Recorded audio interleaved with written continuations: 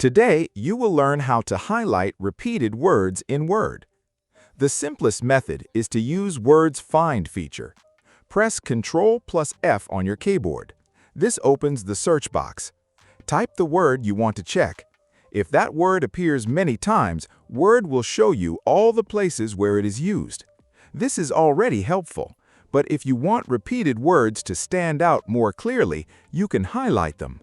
To do that, select the word in the document or search for it, then use the Highlight tool from the Home tab. The Highlight tool looks like a marker. Click it and the word becomes colored so it is easy to see.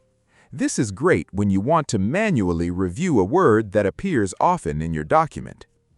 To highlight all specific repeated words in Word, open the Replace option by pressing Ctrl plus H on your keyboard. In the Find What box, type the word you want to highlight and type the same word in the Replace With box.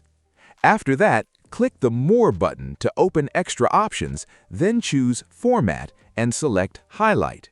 This will apply highlight to every matching word in the document, making all repeated words easy to see at once.